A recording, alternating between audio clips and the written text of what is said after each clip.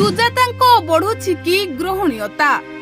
ଅପରାଜିତାଙ୍କ ଉପରେ ଏବେ ବି ଜନତାଙ୍କର ଅଛି କି ଅତୁଟ ବିଶ୍ୱାସ? ସୋଫିଆଙ୍କୁ ମିଳୁଛି କି ଯୁବବର୍ଗଙ୍କ ସମର୍ଥନ? ଓଡ଼ିଶା ରାଜନୀତିରେ ଏବେ ତିନୋଟି ନାମକୁ ନେଇ ଜୋରଦାର ଚର୍ଚ୍ଚା ଚାଲିଛି। ସୁଜାତା, ଅପରାଜିତା ଓ ସୋଫିଆ ଫିରଦୋଷ। ତିନି ଜଣ ନେତ୍ରୀ, ତିନୋଟି ଭିନ୍ନ ରାଜନୈତିକ ଯାତ୍ରା, ଆଉ ତିନି ପ୍ରକାରର ଜନସମ୍ପର୍କ। କିନ୍ତୁ ପ୍ରଶ୍ନ ହେଉଛି, ଜନତାଙ୍କ ହୃଦୟରେ ସବୁଠାରୁ ଅଧିକ ସ୍ଥାନ କିଏ ତିଆରି କରିପାରିଛନ୍ତି?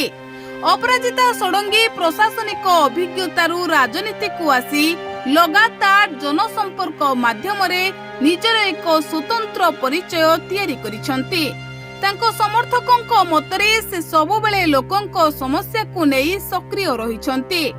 ଅନ୍ୟପଟେ ସୁଜାତାଙ୍କୁ ନେଇ ଗତ କିଛି ଦିନ ହେଲା ରାଜନୈତିକ ମହଲରେ ଚର୍ଚ୍ଚା ବଢିଛି।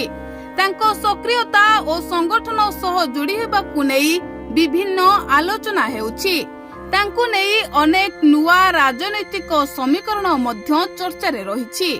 ସେହିପରି ସୋଫିଆ ଫିରଦୋଷ ମଧ୍ୟ ଯୁବ ନେତୃତ୍ୱର ଏକ ପରିଚିତ ମୁହଁ ଭାବେ ନିଜର ସ୍ଥାନ ସୃଷ୍ଟି କରୁଛନ୍ତି। ତାଙ୍କ କାର୍ଯ୍ୟକଳାପ ଓ ଜନସମ୍ପର୍କକୁ ନେଇ କଂଗ୍ରେସ ସମର୍ଥକଙ୍କ ମଧ୍ୟରେ ଆଶା ଦେଖିବାକୁ ମିଳିଛି।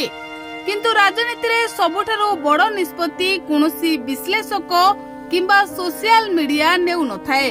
ଶେଷ କଥା ତ କହନ୍ତି ଜନତା, ଲୋକଙ୍କ ବିଶ୍ୱାସ, ଲୋକଙ୍କ ଭରସା ଓ ଲୋକଙ୍କ ସମର୍ଥନ ହିଁ ଜଣେ ନେତାଙ୍କ ପ୍ରକୃତ ଶକ୍ତି ହୋଇଥାଏ।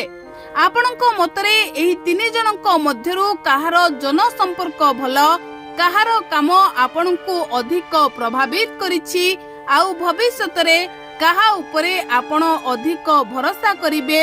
ଆପଣଙ୍କ ମତାମତ ଆମକୁ କମେଣ୍ଟ ମାଧ୍ୟମରେ ଲେଖି ନିହାତି ଜଣାନ୍ତୁ। Bureau report, Odia news tube.